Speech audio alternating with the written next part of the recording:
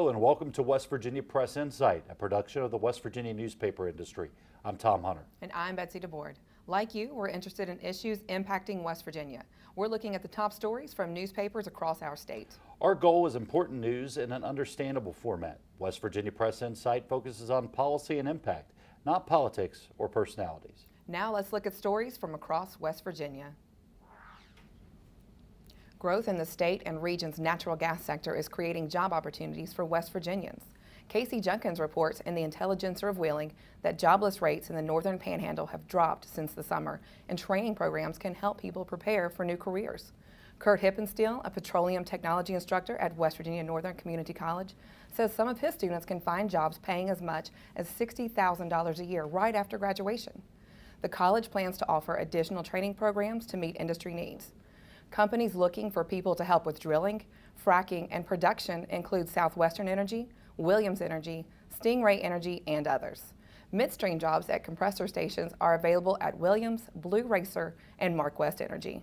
And Betsy, with the challenges West Virginia has had creating jobs, it certainly is nice to see some good economic news in at least one portion of the state. You're right, Tom. State officials have long said that while natural gas production results in some jobs, downstream development will be the real driver of additional employment. Yeah, and it really looks like more of that downstream development is coming, whether it's a cracker development just across the border from the Weirton area or the potential for billions in Chinese investment in the state. It'll be interesting to see what the details of all that include. It's also interesting that in Casey Junkins' story, the professor notes that some former coal miners and factory workers are among those getting new certifications and jobs.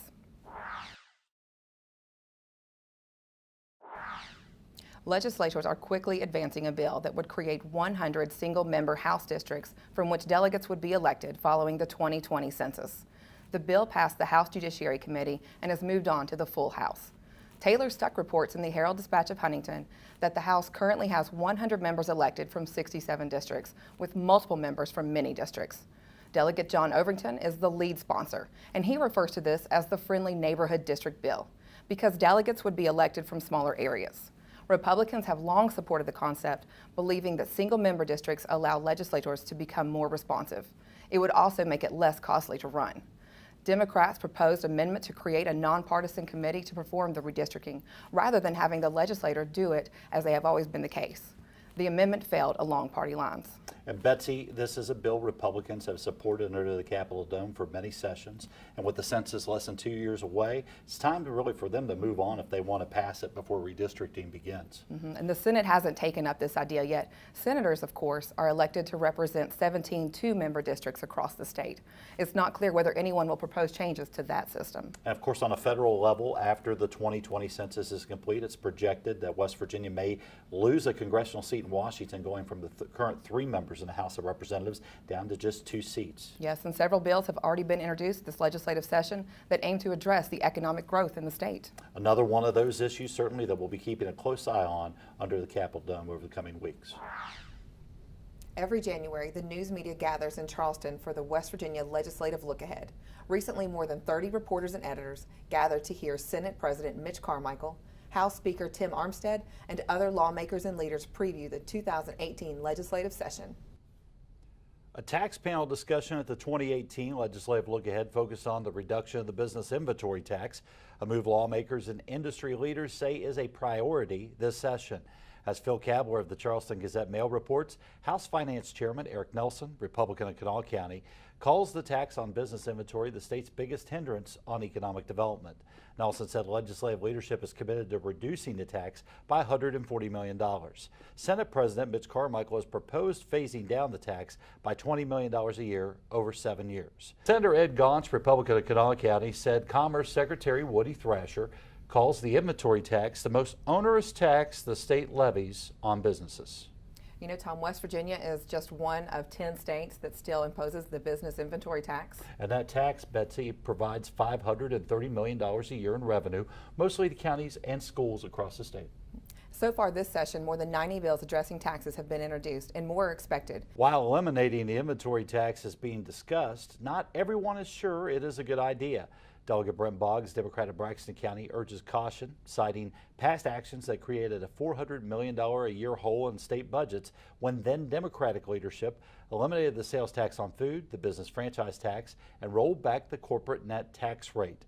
Delegate Mick Bates, Democrat of Raleigh County, also questioned the need, saying business appears to be doing well, and it looks like they will be doing quite well under the federal tax plan. Evan Bevins reports in the Parkersburg News and Sentinel that legislators expect co-tenancy to be the top energy issue this legislative session. Delegate Bill Anderson, Republican of Wood County, wants the legislation, which he said simplifies the lease process when there are multiple owners in a single tract of land. Charlie Bird, Executive Director of IOGA, explained co-tenancy deals with a single tract of land. That differs from lease integration, which combines several tracts of land with many different owners. Ann Blankenship, Executive Director of WVA, said hundreds of people can have ownership of a particular tract of land. Currently, the refusal of just one person can stop that leasing process. Senator Glenn Jeffries, Democrat of Putnam County, wants to make sure minority owners are also considered. Yes, Tommy, similar bills have failed over the past 3 sessions. And groups, Betsy, such as the West Virginia Rivers Coalition, have concerns about this legislation. And that's understandable. Some of these leases were signed more than 100 years ago. Natural gas development is at the heart of West Virginia's current economic development and jobs efforts, including that high-profile $83 billion China energy announcement made by the Justice Administration earlier this year. West Virginia University's chief economist says Governor Jim Justice and state lawmakers have some reason to be optimistic about the state's economy. John Deskins, director of WVU's Bureau of Business and Economic Research, cautions, however, that the Mountain State still has plenty of challenges ahead as well. Andrea Lanham reports in the Register Herald of Beckley that Deskins notes a tough time for growth in the state from 2012 to 2016, but he says it looks like the Mountain State has turned the corner. Coal production jumped in 2017, which helped the economy in several ways, according to Deskins, but we still lag behind the national economy. Deskins points to improvement of our workforce participation rate, which is the lowest in the country, as a major key. Poor health, poor education outcomes, and drug abuse are among the reasons for that lagging participation. Lanham reports that Department of Revenue officials noted that December marked the first time since 2012 the tax revenues were above initial estimates, making the state's budget situation a little easier as well. Yes, and we've seen some positive signs, and it's good news that the forecast calls for at least some growth to continue. Yeah, Betsy. John Deskins adds in the story that it's important for West Virginia to diversify its economy so it relies less on the energy sector. Of course, coal and natural gas both making up large portions of both income and tax revenue in the state. Yes, and several bills have already been introduced during this legislative session that aim to address economic growth in the state. We'll certainly want to watch what happens in these coming weeks. Yes, we will. West Virginia University is offering the first hospitality and tourism management program in the state. The College of Business and Economics professor, Frank DeMarco, says the program is preparing students for jobs in a $2.7 billion industry that has the potential to reinvigorate the state's economy. In our WVU Today segment, April Call talks with DeMarco about this unique program. I'm April Call. I'm here at the College of Business and Economics today, and I'm with Teaching Associate Professor Frank DeMarco from WVU's Hospitality and Tourism Management Program. Thanks for being with us. Tell me about this program. I know it's relatively new. We were launched in the fall of 2014 with hospitality and tourism being a major economic driver in the state of West Virginia. The College of Business and Economics decided to start a major, and we started with only 5 students, and now currently this fall we have a total of 52. How does the program really give those students real-world experience in hotel management and in that field? The 2 major areas that we focus on, hotel and resort, food and beverage, and then we also have a lot of students that are interested in event planning. And for us to make sure that our students are competitive in the market, we implemented 2 internship experience for the students before they graduate. So we have great partnerships with some of the local organizations and some international companies. Why is a program like this not only important for students in WVU, but also for West Virginia? We have a great state, and we are here trying to help increase business for the state, and developing young leaders and keeping our talent is real important to us. A key part of West Virginia Forward and that new initiative is a focus on tourism. Talk about the link between this program and West Virginia Forward and focusing on tourism as an economic driver. In the spring of 2018, we are going to be launching a hospitality and innovation lab in classroom at the Evansdale Crossing. We're going to be able to work with academia, industry, and do research and projects, and so they're going to be able to help lead us to that next level in hospitality and tourism. For more information about this program as it continues to develop and everything happening at West Virginia University, don't forget you can just visit wvutoday.wvu.edu. And Betsy, those internships could be great opportunities to learn from those who have already achieved success within the tourism industry in the state of West Virginia. You're right, and there are hospitality and tourism opportunities in all 55 counties in the state. The West Virginia Hospitality and Tourism Association's Hospitality University is January 27th through 29th at the Greenbrier Resort. Consider it a high-tech boot camp, if you will, for those in the hospitality and tourism industry. Tourism Commissioner Chelsea Ruby told us that hospitality and tourism contribute $4.9 billion to the state's economy each year. Of course, Governor Jim Justice is seeking $20 million for tourism marketing in his 2018 state budget request. Coming up, West Virginia Press Association Executive Director Don Smith goes in depth with West Virginia Secretary of Transportation Tom Smith. Welcome to In Depth. I'm Don Smith, and today we're looking at roads in West Virginia. Our guest is Tom Smith, Secretary for the state's Department of Transportation. Welcome, Tom. In 2017, Secretary, the state approved a $2.6 billion Roads to Prosperity plan. Can you give us an update on where we are with that right now? Sure can, Don. And before I start, I'd like to give a shout out to my boss, Coach Justice, Governor Justice. What a remarkable leader he is as far as what he's done for the state of West Virginia and what he continues to do. He was the guy that had the foresight to come up with this transportation program, which is a landmark program, eye-popping $2.6 billion. It's all about transportation, but it's much more than transportation. It's about economic recovery. It's big, $2.6 billion. It's bold, 48,000 jobs. That's the Duke University study that we've talked about that says that's the type of trickle-down impact of job creation. And it's going to happen immediately. It's stuff that can happen. You'll see a lot of work starting in 2018. That starting immediately, I think there were people who, when the bond passed, said, great, we're going to see road work. This is West Virginia, and weather's always been a factor on highway work, so that was just sort of a unrealistic viewpoint for some people, right? I mean, you had to wait. There wasn't the time frame that mattered. Maybe a little bit. However, what we did do is we accelerated a lot of resurfacing from the 2018 and 19 program into the summer of 17. So we had a lot of activity in July and August, but those were easy projects. Those were resurfacing projects. They were spread around the state.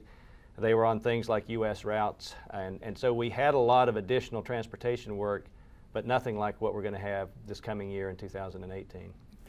And for most of the residents and motorists on the road, they don't think about the bond work that goes into this. Tell us a little bit about the bond market and where we are in terms of getting the funding to do this work. Yeah. But one of the things that we take a little bit of time to explain is that the governor's program has several different parts, and it's important that people understand that because each of the bonding parts has a little bit of a different personality to it, and each one of them has a little bit of a different time frame. Right now, the state is positioned really well for borrowing. We had a bond sale with what were called Garvey bonds back in October. With Garvey bonds, you have to actually let those projects and have contracts in hand. So in October 2017, we had the single biggest contract letting date in the state's history and had $260 million worth of work let then. As a result of that, we let the bonds associated with that. That's a lot of work like bridge work and interstate reconstruction. That work, as you pointed out, it's weather dependent, but it will be starting immediately in 2018 as soon as the weather turns.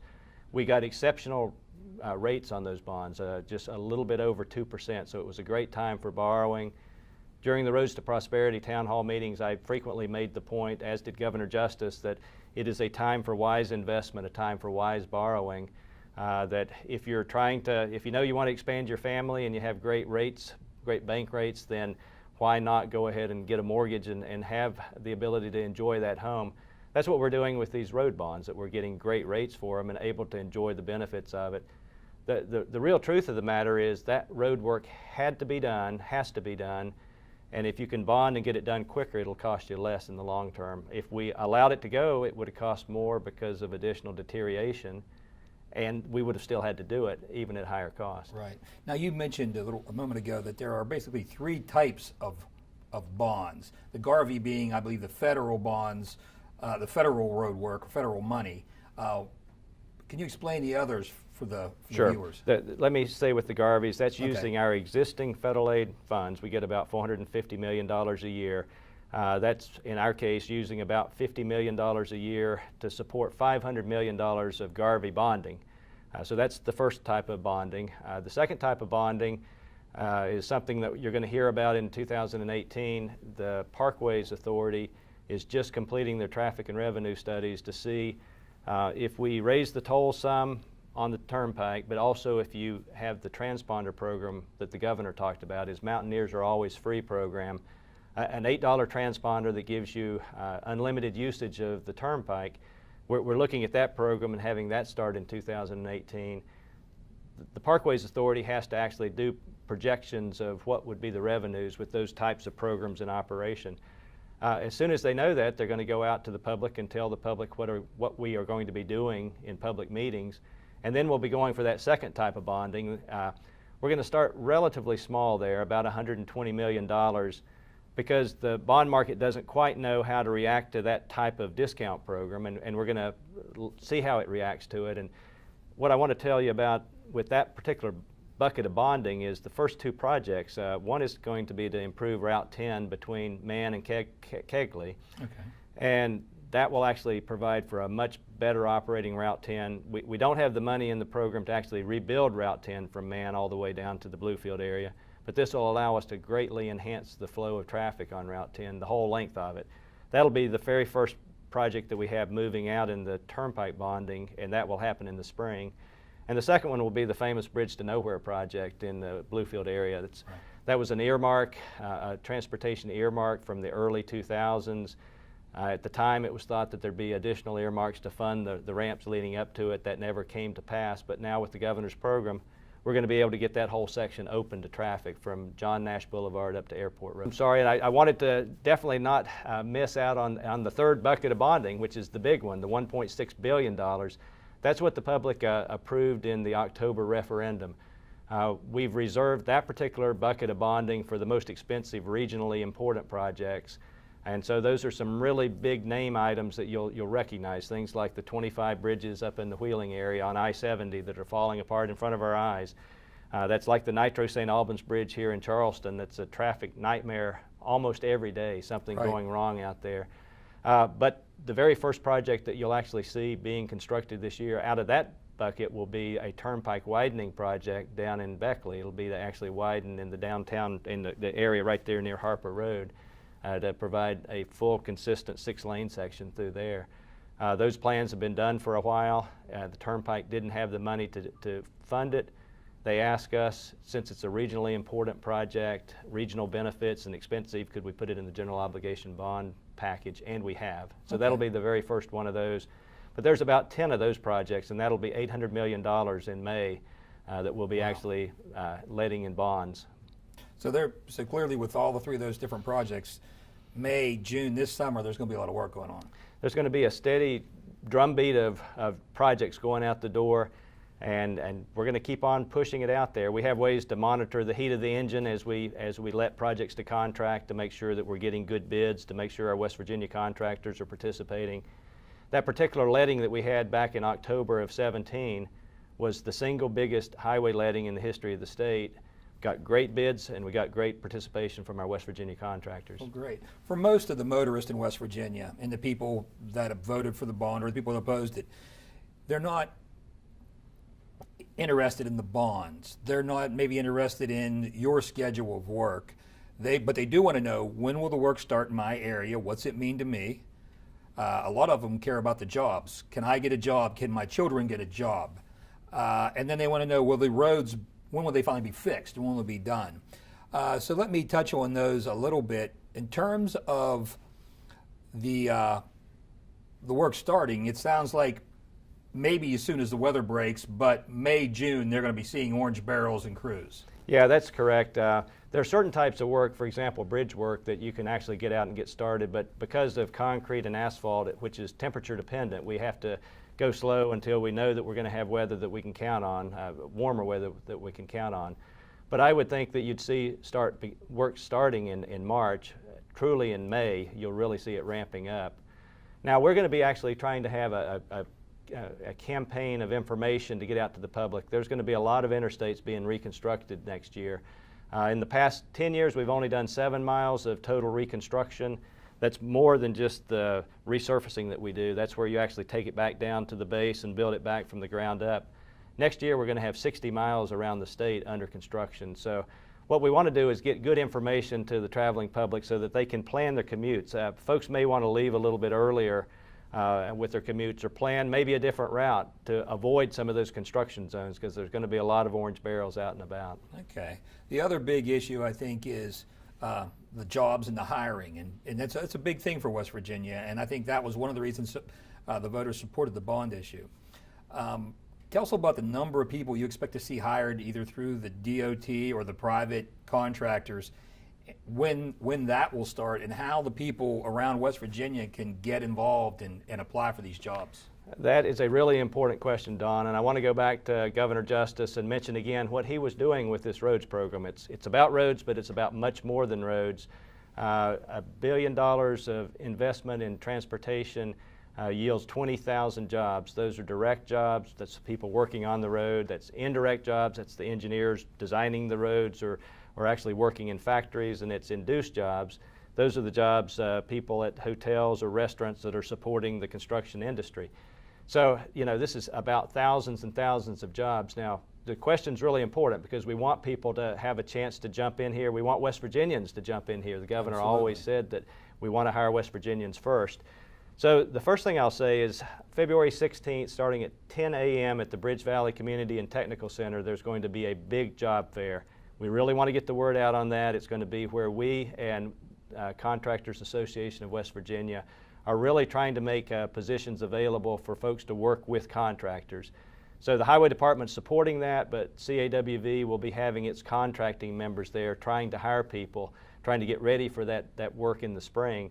We really couldn't do this too early because if people were looking for work, to hire them last October wouldn't have made sense. But February now we're going to be cranking that up in a big way. The other thing we're doing at the Highway Department is we've been living on a starvation diet when it comes to our employees for the last decade, and we're 500 under the quota that we have just to deliver our program. So what we're going to be trying to do is to fill just a quota. We're trying to get the right number of people, but we're going to be hiring engineers, accountants, environmentalists, technicians, highway workers, any number of different categories at the Highway Department too, and that'll be hundreds of jobs as well. Okay. So again, it's all about economic growth and economic recovery. That information I'm sure you'll be sharing with the media, putting it out. Absolutely, and it'll be on our website, it'll be broadcast widely. We really want this to be a big splash where people have a chance to take advantage of it. Great. People around the state certainly need it, and that's the type of work that a lot of people are interested in. In terms of local contractors, I own a couple trucks, I do this, they want to get involved. Is that a pretty clean process for them? Well, if you're small, you probably would be best to talk to some other larger contractors to see if they can somehow pull you in and use you that way. Otherwise, though, if you're in business already and qualified to do highway work, we would encourage you to start getting ready to bid because there's going to be a lot of work out there. We will have these major projects I've talked about. The Nitro St. Albans Bridge is estimated at $170 million, but we've got parts of the governor's program that I think is really, really neat. The dollars that the legislature gave us to eventually pay the debt service on that $1.6 billion, we won't need that for debt service for 2 years. So what we've committed to doing is a lot of the smaller backcountry roads off the federal aid system that we never get to. And so those projects may be $200,000, $300,000 doing some really needed pipe work. It may be resurfacing. Okay. And so there's going to be lots of opportunities for smaller contractors doing that type of work as well. And that will be how we will win the hearts and minds of the citizens of West Virginia, where they see that you guys are really getting to work that we didn't see done for the last 20 years, and now you're finally getting to it. So Great. you're going to see work on the interstate, on the U.S. route, on city routes, and on these backcountry roads. So the governor's program gets to all of those. Great. We Tourism Commissioner Chelsea Ruby was on last week, and she talked about the quality of the roads and improving the roads being a major factor in improving tourism. And I know that other segments of the economy, people are saying the same thing. We need roads to make this happen. Are you feeling pressure, and how are you responding to that?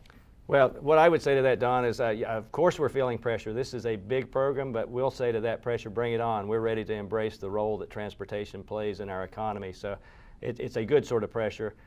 I will also say that one of the remarkable things that Governor Justice has done is I think some of the cabinet secretaries that I didn't know before, but I know well now, are just remarkable choices. And we are interacting across boundaries that folks just didn't talk that much before. So, for example, with Commissioner Ruby and Woody Thrasher, her boss, we recognize transportation has to support commerce. And when these jobs come from China that Secretary Thrasher's been working on, we have to have transportation facilities that will support that. Likewise, as Commissioner Ruby says, we recognize that tourism relies on roads to get there. A great example that we've been working on with Commissioner Ruby lately, I think it's a really neat example, is that in North Carolina and Tennessee, they have some routes that have been designated as motorcyclist routes. Okay. Bring a lot of folks in. Folks may have heard of the Dragon Tail down in that area of the country. We are identifying routes in West Virginia that could serve a similar function, that we could get motorcycle groups that would come and enjoy riding those routes, enjoy our West Virginia hospitality, our West Virginia hotels, our West Virginia restaurants.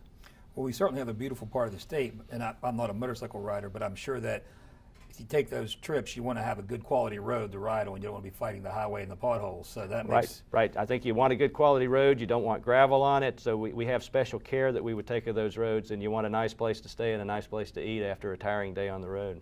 Okay. Well, a lot of people put a lot of faith in the governor and in you when they approved this bond and they approved that much money.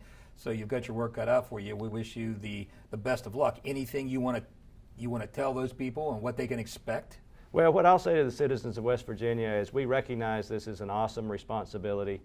We are here to do it right. We're here to build those roads in a way that support our economy, but we're here to do it in a straightforward way that takes care of all the things we need to take care of and to do it the right way and the responsible way. So we're looking forward to the challenge, Don.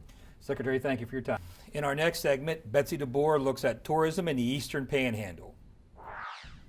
West Virginia is best known for its wonderful Appalachian Mountains, but the state's Eastern Panhandle offers a unique experience. Set against the backdrop of the Blue Ridge Mountains, there is not a greater region of interest in West Virginia for Civil War historians. Jefferson, Berkeley, Morgan, Hampshire, Hardy, Mineral, and Pendleton.